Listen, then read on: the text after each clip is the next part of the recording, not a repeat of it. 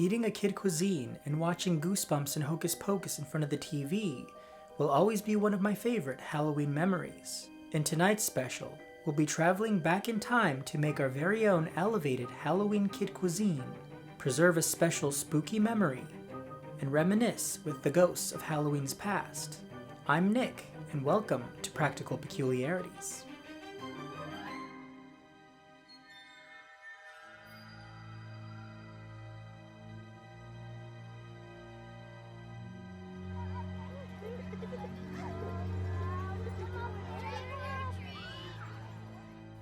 To me, the 90s through the early 2000s were the Halloween golden age.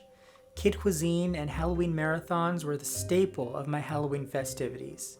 Since then, my taste buds have changed, and I no longer care for soggy microwave nuggets or half-baked brownie batter. So making an elevated version to take us back feels right. To a bowl, mix the ground chicken, Panko Italian seasoned breadcrumbs, milk, 1 unborn chicken, and seasoned salt. Give it a good mix until combined. From there, spray with oil a 9x13 pan lined with parchment paper. Dump the chicken mixture. Using a greased rubber spatula, smooth it out to about ½ inch thick. It doesn't have to touch the sides of the pan. Add a second piece of parchment paper on top and press the chicken flat. This has to be placed in the freezer for 3 hours to firm up.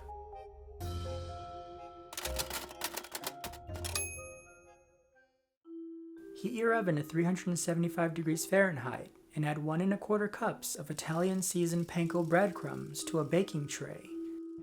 Spray them with oil. I'm using avocado oil. Place them in the oven for 5 minutes, making sure to stir them halfway through cooking. Once they're completely cooled, add them to a chopper with a ½ cup of grated parmesan cheese and pulse them lightly for 6 to 8 pulses, making sure not to overdo it. Dump it into a pie dish and add a 1/4 cup of flour, a 1/4 teaspoon of freshly ground pepper, and give it a mix.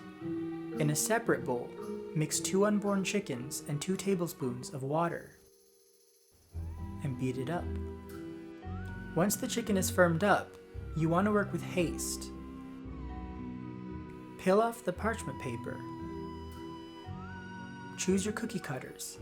I'm using the classic bat, pumpkin, and ghost, and cut the shapes out strategically to get the most out of the meat. Carefully punch them out and place them in the breadcrumb mixture. Roll it in the breadcrumbs and then in the egg mixture, and then back in the breadcrumb mixture. Then place it on a parchment-lined baking sheet. With the cut-off leftovers, make normal-shaped nuggets. This can't be rolled out again to cut shapes, unless it freezes for another 3 hours. I'd rather gouge my own eyeballs out than wait 3 more hours for chicken nuggets. Spray them generously with 100% oil.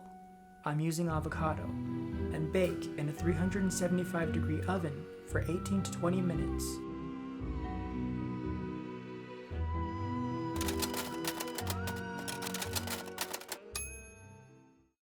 To prepare the monster mashed potatoes, mix 1 cup of baby spinach, 1 teaspoon of fresh chives, 1 1/2 cups of chicken stock,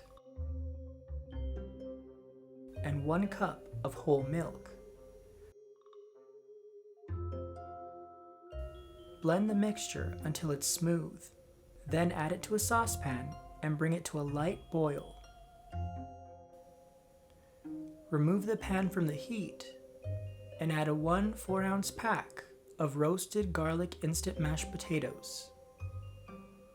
Give it a good mix and let it sit for a minute. Then add 2 tablespoons of butter and a 1/4 cup of sour cream. This will smooth out the lumps. To a tray, add the monster mashed potatoes. I made an eye by hollowing out a mozzarella pearl and adding a pimento olive.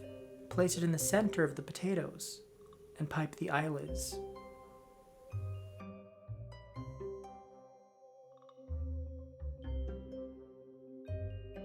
The next lot is for the brownie. I made these chewy cobweb brownies from my book, Peculiar Baking. Corn. Then the crispy chicken nuggets.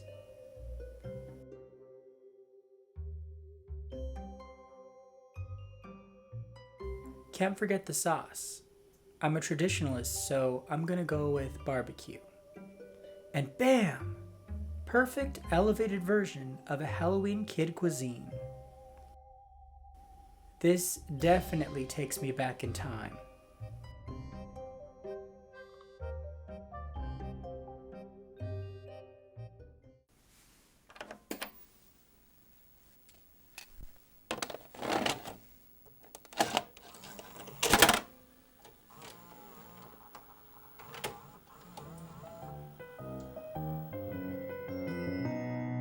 Plastic fangs and sticky fingers, heavy pillowcase in hand, trading candy on the carpet, slipping into Candyland.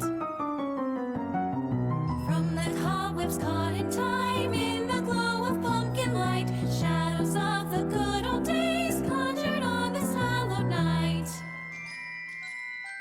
Goosebumps chilling to the bone, captured in the twilight zone, memories of time so bold, conjure up the times of old. In the mirror, Bloody Mary, monsters on a silver screen, witches, Sarah, Winnie, Mary, munching on a Kid Cuisine. From the cobwebs caught in time, in the glow of pumpkin light, shadows of the good old days conjured on this hallowed night.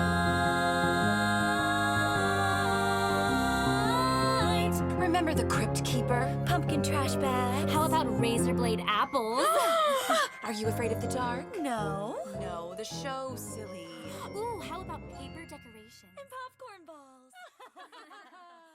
Remember this sound?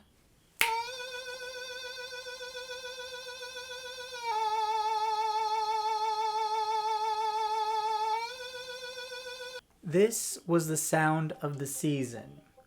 I don't know if you feel the same way, but Halloween has definitely changed since we were kids. It somehow lacks a certain magic. I remember when it felt as though the whole world was into Halloween. We all had that sort of collective effervescence, you know, that intense feeling of being part of something bigger. It was everywhere, from commercials to specialty products. Schools were decorated, even municipal buildings participated. And I miss that so much. And apparently, I'm not the only one that feels that way. Last week, I asked you over on Instagram, what were some Halloween items, traditions, and memories that you'd like to bring back to today? And boy, did I get some responses. And here are a few. Hannah Ellening says, real trick-or-treating. And yes, who knew? It seems as though more and more neighborhoods aren't participating in the most anticipated activity of the year. They're surrendering to trunk or treat. Which is crazy. Trick-or-treating is the main event of the year. There's nothing like driving to the rich neighborhoods, filling a pillowcase full of candy, and throwing a few eggs. And you're looking at the #1 egg thrower in my old neighborhood.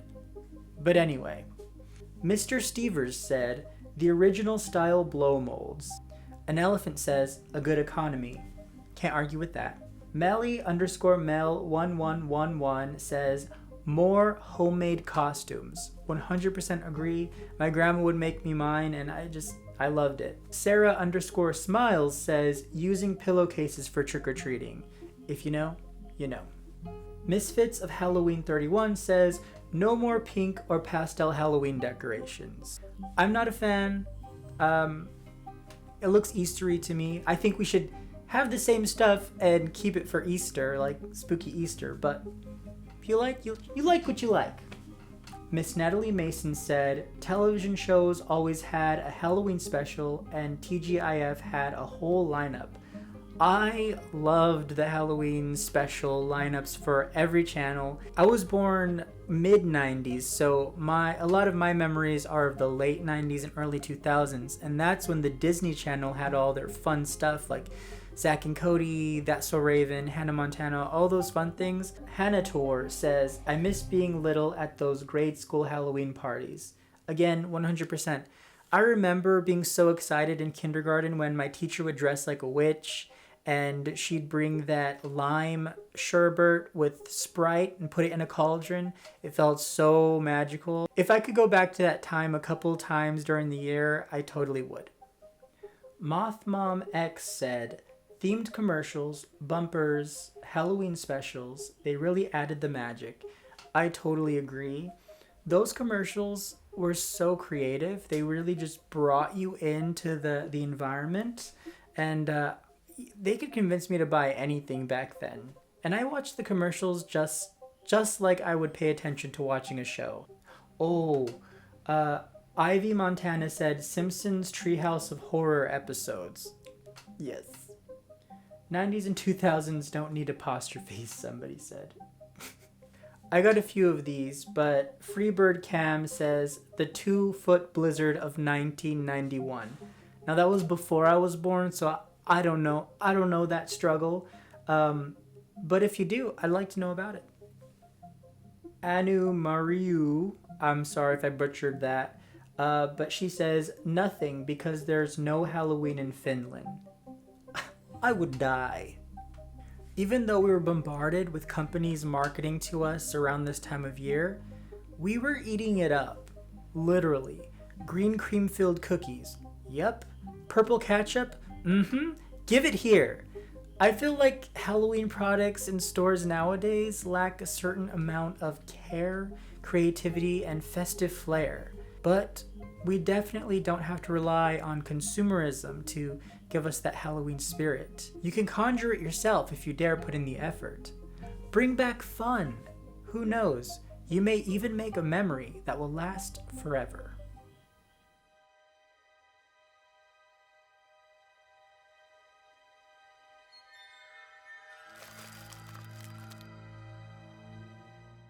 When I saw these at the store this year, my cold dead heart melted. The images on these cookies have become iconic, so much so that I wanted to preserve their beauty forever.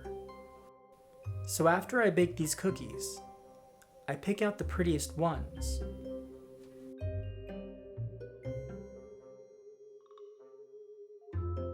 From there, I cover them in a light coat of UV resin. I love this stuff. I paint it on thin and use a UV light to harden it. This takes about a minute. From there, I flip it around and fill in the back. I do one more thin coat on each side, then add a magnet to the back. If you want, you can make this into a brooch as well by using a bar pin.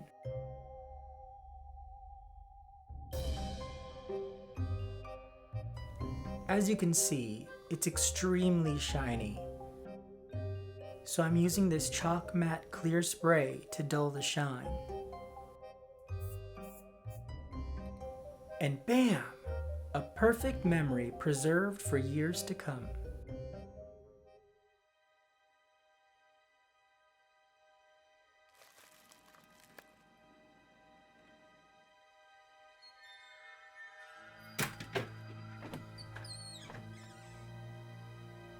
Hey! It says take one! Oh no.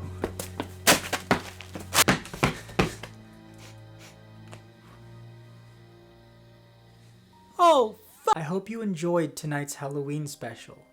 Join me next week as we fall into the world of iconic movie monsters. Also, if you haven't checked out my book, Peculiar Baking, please do. You'll love it. And remember, the spirit of Halloween begins and ends with you. Happy Halloween. Mm.